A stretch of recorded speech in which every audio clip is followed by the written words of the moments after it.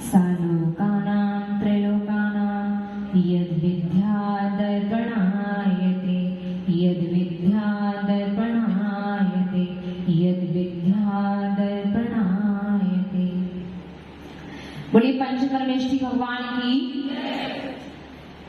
देवादिदेव गजानन श्री आदिनाथ भगवान की, देवादिदेव गजानन श्री महावीर भगवान की, परम पूज्य आचार्य श्री आदि सागर महावीर की विमल सागर सम्मति सागर जी महाराज की। जो मंचासी में है ऐसे आचार्य भगवान के चरणों में नमन करेंगे। अध्यात्म में योगी मेरा तुमको नमन, वात्सल्य के धनी हो तुमको नमन, जीवन के मुक्ति तारे तुमको नमन, मुक्ति के पथ के सौ पाए हो नमन। तू ही मुझे पालनहारा अभिराम है, तू ही मुझे पालनहारा अभिराम है। सुंदर सागर गुरुवर तू महान है, सुंदर सागर गुरुवर तुम्हें प्रणाम है। बोलिए परम पूज्य देवेंद्र श्री अध्यात्म विवात्सल्य सम्राटाचार्य भगवान सुंदर सागर जी गुरुदेव की, तीन कामनाओं को मुनिराजों की।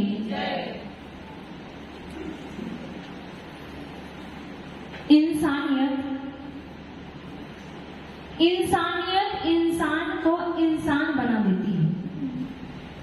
इंसानियत इंसान को इंसान बना देती है। लगन हर मुश्किल को आसान बना देती है। लगन हर मुश्किल को आसान बना देती है।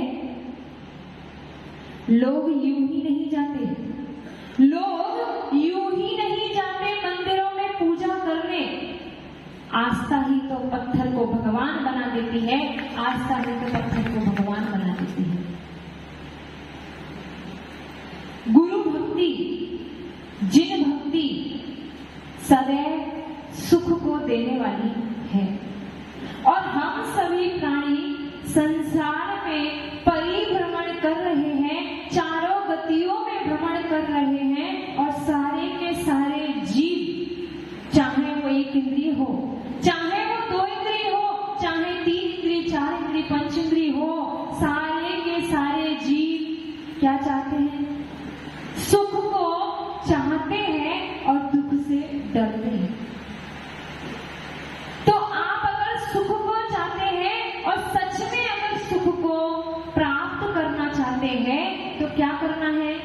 जिन भक्ति करनी है, गुरु भक्ति करनी है। और जिन भक्ति एक चिंतामणि रत्न है, जिन भक्ति एक चिंतामणि रत्न है। जिस प्रकार से चिंतामणि रत्न से जो मांगते हैं वो हमें मिल जाता है। सबका ध्यान इधर होना चाहिए। पता है बारिश हो रही है, फिर भी ध्यान इधर रखें। अगर जिन भक्ति जिस प्रकार चिंतामणि रत्न मनोवांछित वस्तु की प्राप्ति कराता है, उसी प्रकार जिन भक्ति भी हमारे मन में उठ रही इच्छाएं उसकी पूर्ति कराता है।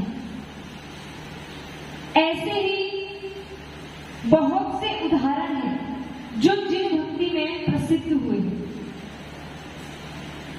जो जैसे रावण जब भगवान की जिनेन्द्र प्रभु की भक्ति कर रहा था तो इस प्रकार से लीन हो गया था कि उसकी वीणा के तार टूट गए थे। तो क्या किया था उसने? उसने अपने ही शरीर की नस को निकालकर वीणा कंटिन्यू बजा। यानी ऐसी होनी चाहिए भक्ति, ऐसी होनी चाहिए श्रद्धा, ऐसी होनी चाहिए समर्पण, जिसका समर्पण हम क्या कहते हैं कि हमें भगवान बनना है। भगवान बनना है लेकिन भक्त नहीं बनना चाहते, डायरेक्ट भगवान बनना चाहते हैं। लेकिन पहले भक्त बनो फिर भगवान बनोगे। अगर आपकी श्रद्धा सच्चे देव शास्त्र गुरु पर अटूट है तो आप क्या हो गए? क्या हो गए राजेंद्र जी? अगर आपकी श्रद्धा सच्चे देव शास्त्र गुरु पर है तो आप क्या हो गए? भक्त हो गए।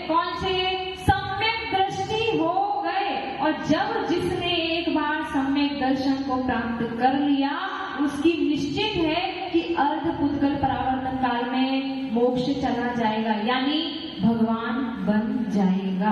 इसलिए पहले भक्ति, फिर भगवान। सम्यक दृष्टि जीव कौन होते हैं? यानी सम्यक दृष्टि, सम्यक दर्शन को प्राप्त करने की योग्यता किसके अंदर होती है? किसके अंदर होती है? एक इंद्रिय जीव, पृथ्वी, जल, अग्नि, वायु, वनस्पति, जो ये इंद्रिय जीव है वो सम्यक दर्शन प्राप्त कर सकते हैं ना? क्यों नहीं कर सकते? वो भी तो जीव है ना, उनके अंदर भी ज्ञान, दर्शन, चेतना गुण है ना?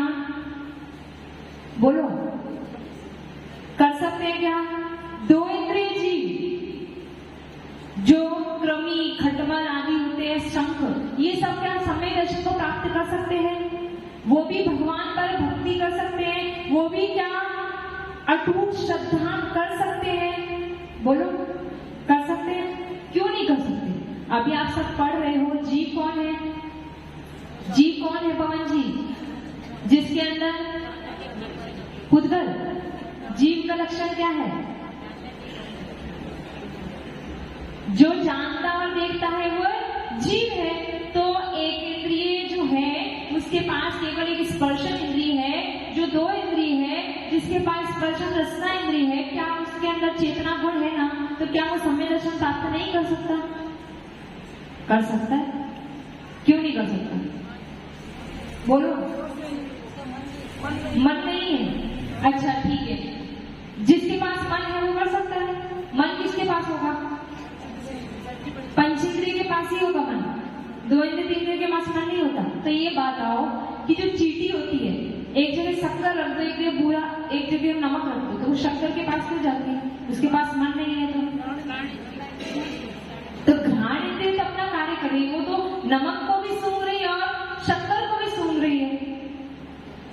चींटी किसके पास जाती है? मीठे के पास जाती है। क्यों? मन नहीं है तो वो कैसे समझ रही है मीठा है कड़वा है? बताओ। एक इंद्रिय जीव, दो इंद्रिय जीव, तीन इंद्रिय, चार इंद्रिय, पंच इंद्रिय, असंगी, इनके अंदर वो पात्रता नहीं है कि वो सम्यक दर्शन को प्राप्त कर ले। किसके अंदर पात्रता है? केवल पंच इंद्रिय जीव, और उसमें भी संगी, उसमें भी पर्याप्त, उसमें भी गर्भज, वही सम्यक दर्शन को प्राप्त कर सकता है। देव गति के देव कौन से इंद्रिय होते हैं? पंचेंद्रिय। नरक गति के जीव पंचेंद्रिय। मनुष्य गति के जीव पंचेंद्रिय, पंचेंद्रिय। और नरक तेज गति के जीव वो भी पंचेंद्रिय, पंचेंद्रिय होते हैं। एक से लेकर 5 दिन, यानी चारों गति के जीवों के अंदर वो योग्यता है कि वो सम्यक दर्शन को प्राप्त कर सकते हैं। मैं यहाँ पर सम्यक दर्शन की बात इसलिए कह रही हूँ कि आप सब लोग जो बैठे हो, आपके अंदर वो पात्रता है, वो योग्यता है कि भक्त बनो और फिर भगवान बन जाओगे। जब हम सच्चे देव, शास्त्र, गुरु के अलावा कहीं और माथा नहीं टेकेंगे। ये दृढ़ संकल्प होना चाहिए। जैसे हमारे ग्रंथ, महान ग्रंथों को जिन्होंने लिखा है, आचार्य समंत भद्र स्वामी, सबने कहानी शायद सुनी हो। आचार्य समंत भद्र स्वामी, उन्होंने दीक्षा ली और दीक्षा के कुछ समय बाद ही उनको एक रोग हो गया, और ऐसा रोग हुआ कि उनकी संयम अच्छे से पालन नहीं हो रहा था। उनको भस्मक व्याधि रोग हो गया, और उस रोग में क्या करना पड़ता है? बार बार आहार, बार बार भोजन करना पड़ता है। और साधु जीवन क्या है?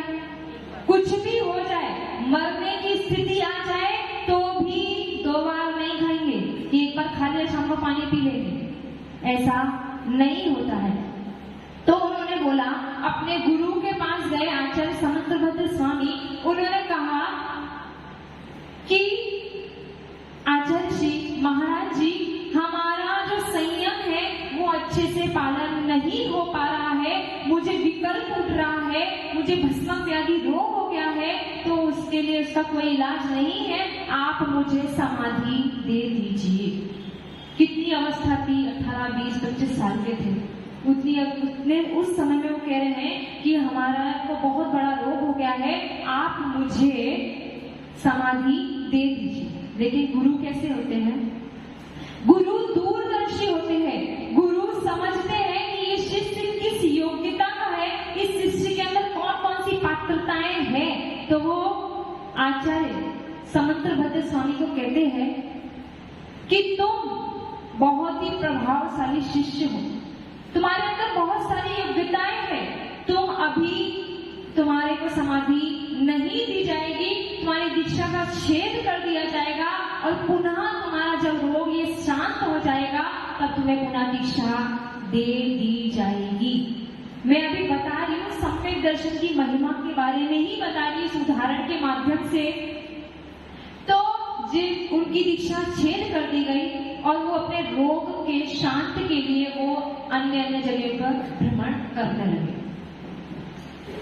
वो एक जगह पहुंचते हैं, वाराणसी स्थान पर पहुंचते हैं। वहां पर एक शिव मंदिर था और वो शिव मंदिर में देख रहे थे कि यहाँ पर बहुत सारा भोग चढ़ाते हैं। और भस्म व्याधि रोग में क्या चाहिए?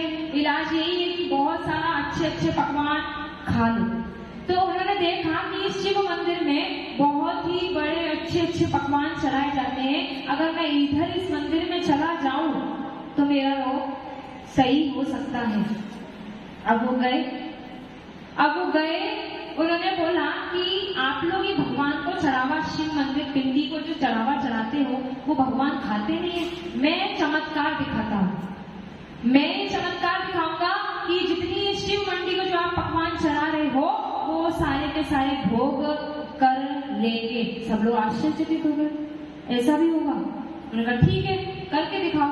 और उन्होंने जितना भोग चढ़ाया गया, भोग चढ़ाने के बाद कमरे के अंदर रख दिया, शिव अंदर से उन्होंने लॉक किया और जितना भी चढ़ाया गया सारा का सारा खा लिया और साथ में उनको हाथ जोड़ दिया, है ना? अपन तो यही करेंगे ना। अपन क्या करते हैं कि अगर कोई अपन अपने दोस्त यारों के साथ भी अगर जाते हैं तो अपन क्या करते हैं? सबसे पहले हाथ जोड़ते हैं। लेकिन उन्होंने ऐसा नहीं किया, उन्होंने जितना भी भोग चढ़ता वो खा लेते। अब धीरे धीरे क्या हुआ? उनका रोग शमन होने लगा, रोग खत्म होने लगा। तो क्या हुआ? जितना ढेर सारा चढ़ावा चढ़ाते थे वो सबका सब धीरे धीरे बचने लगा। अब वहां के पुजारी, वहां के लोगों ने बोला कि ये बचने कैसे लगा? तो उनसे पूछा गया समंतभद्र से, तो उन्होंने बोला कि ये जो है, अब जो आपकी शिव पिंडी है वो उसको पहले बहुत तीव्र वेदना थी इसलिए वो उतना खा लेती थी, अब उनकी भूख शांत होती जा रही है इसलिए अब वो भोग बचने लगा। लेकिन हर तरीके के लोग होते हैं। एक अनुभवी वृद्ध भी था, उसने कहा नहीं, कुछ तो गड़बड़ है। और जैसे ही उसने कहा कुछ तो गड़बड़ है तो उसने एक छोटे से बालक को खिड़की के पास छुपा दिया। अब वो उसने देखा कि ये सारा का सारा भोग शिव पिंडी नहीं खाती, कौन खाता है? वो स्वयं खा लेते हैं। ऐसा देखते ही वो जो बालक था वो चिल्लाने लगा और सारे लोग इकट्ठे हो गए। और फिर वहां के राजा को बुलाया गया और राजा को बुला के कहा गया कि ये ऐसा ऐसा हो रहा है। तो राजा ने कहा तुम इस शिव पिंडी को नमस्कार करो। तो वो क्या कहते हैं? उनको चारित्र से मलिन हुए थे, उनके चारित्र में दोष, उनका असंयम, यानी वो उस समय उनका चारित्र छूट गया था लेकिन समय दर्शन नहीं छूटा था। उन्होंने बोला, आचार्य समंतभद्र स्वामी ने कहा कि मैं इस शिव पिंडी को नमस्कार करूंगा, ये झेल नहीं पाएगी, ये शिव पिंडी फट जाएगी। तो उस राजा ने पूरा प्रबंध कर दिया, उस शिव पिंडी को किससे? लोहे की सांकलों से बांध दिया और बोला गया कि कल इस शिव पिंडी को ये व्यक्ति नमस्कार करेगा। तो सब लोग क्या हुए? नजारा देखने आ गए और सब लोग नजारा देखने आए। और जैसे ही समंतभद्र ने 24 भगवान की स्तुति प्रारंभ की, जैसे ही चंद प्रभु भगवान के पास आए, चंद प्रभु भगवान की स्तुति स्तुति करने लगे, उसमें वंदे भी वंदे शब्द जैसे ही आया वो शिव पिंडी फट गई, उसमें चंद्र भगवान प्रकट हो गए। ये है श्रद्धा, ये है भक्ति, ये है समर्पण। उन्होंने अपना सम्यक दर्शन नहीं छोड़ा। क्या हमारे अंदर इतनी कट्टरता है? नहीं। आप लोगों का संकल्प पूर्वक भी मिथ्यात्व का त्याग नहीं है तो आप समय दृष्टि नहीं हो सकते। भले ही आज रोज सुबह आ जाओ, शाम को आ जाओ, लेकिन अगर आपने मिथ्यात्व का, कुदेव कुशास्त्र कुगुरु का आजीवन यानी संकल्प पूर्वक त्याग नहीं किया है तो आप समय दृष्टि नहीं हो, और समय दृष्टि नहीं हो तो आपका मोक्ष जाना फिक्स नहीं है। सब सच्चा सुख चाहते हैं, लेकिन सच्चा सुख कहाँ है? सच्चा सच्चा सच्चे तीर्थ धाम आपके चरणों में, हे गुरुदेव प्रणाम आपके चरणों में। आप लोगों को क्या करना चाहिए? संकल्प पूर्वक गुरु के समक्ष में मिथ्यात्व का त्याग कर देना चाहिए। और भक्ति तो रावण जैसी करनी चाहिए, भक्ति तो आचार्य कुंद स्वामी जैसी करनी चाहिए। उन्होंने इस भर क्षेत्र में बैठे बैठे ही भगवान को नमस्कार किया और उनकी आवाज कहाँ पहुंच गई? विदेह क्षेत्र में स्थित सीमंदर स्वामी के कान तक पहुंची और वहीं से उनको आशीर्वाद मिला। ऐसी भक्ति हमारी होनी चाहिए, और भक्ति होनी चाहिए आचार्य मानतुंग स्वामी जैसी।